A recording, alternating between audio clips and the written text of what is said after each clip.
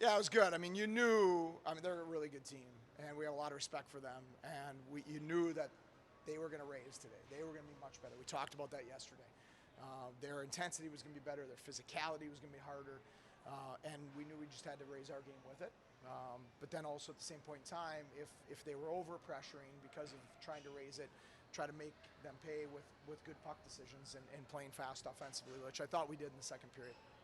The depth of scoring, I mean, that was one of your hallmarks during the regular season. You have it again during these playoffs. Can you just speak to what that's meant to you, this playoffs, especially this afternoon? Yeah, I mean, depth of scoring is something we've had all year. We knew we were going to need it.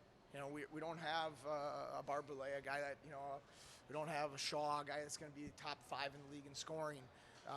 We knew we were going to get contributions from everybody. And this group, and I think it's a testament to how much that group cares about each other, how much they want to step up for each other, that guys are chipping in from all different spots in the lineup. I feel like seeing somebody like Ciccone chipping in the way that he has, and what kind of addition has he been since he arrived? A fabulous addition, great trade by Jason Carmanos. We needed, and that's not a knock on Loxley, we just needed a longer, harder defender. Who's also good with the puck. Obviously made some really good offensive plays today. But, he and Davies, they take a lot of the hard responsibilities. They get most of the hard matchups, the other team's top lines, things like that. That's not easy to do in this league. And so for us to get a hard, long defender, it was really important, and he's been really good for us. How big was the defensive play to get today? I mean, only one even strength goal, and it's in the last 2 minutes of the game. Yeah, I mean, it was something that we talked about, we showed video on. I thought that we were a little sloppy in some areas defensively, 5-on-5 in game one. That Subi bailed us out on, and Subi was also very good again tonight. But I thought we defended the interior better tonight, 5-on-5. Obviously, on the penalty kill, they were able to get in there a little bit. And they're talented. They got a really good team. They're going to make some plays, which they did. But I did think 5-on-5, we defended the interior a little bit better tonight. As far as Yuri goes, I mean, we've talked about how he got to watch those first 2 games, and obviously he's a very talented guy. But what stood out to you that's allowed him to thrive this postseason beyond that, I guess? Composure. There's been very few moments in the 5 games that he's gotten too wrapped up in the emotion of the playoffs teams are targeting him and Roseanne. I mean, they are, right?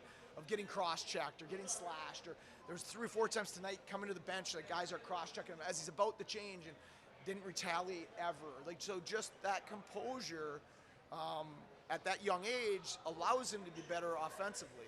So when you have composure, you have a clear mind. When you get wrapped up in that stuff, usually your mind is on other things. So he's done a nice job of that.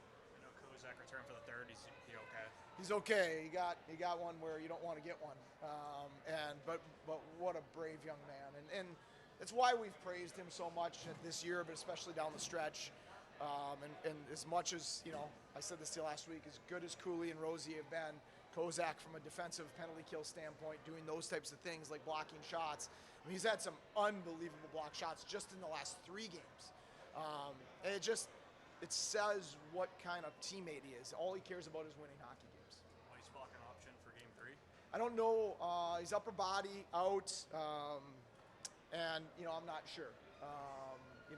I'd say right now it's day to day. Obviously there's a few days in between games, so hopefully he'd be back because obviously he's been a key piece for us. You look at that crunch series, you have to come home and you have to win out. Now you get to go home, and it's not maybe the most important thing to have to win each single game, but how do you keep that momentum and how do you keep that energy? Talked about it already. Just like I talked about game 1 after game 5.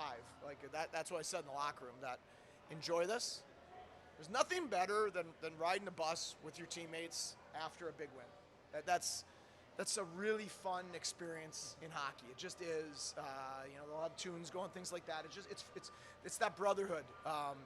But I said, we have a lot of work to do. We know what can happen. We just flipped the series on Syracuse. Toronto's not going to go away. They have a great team. They have a lot of pride, and they're not going to go down quietly. And we have to keep our edge and be ready for Wednesday night.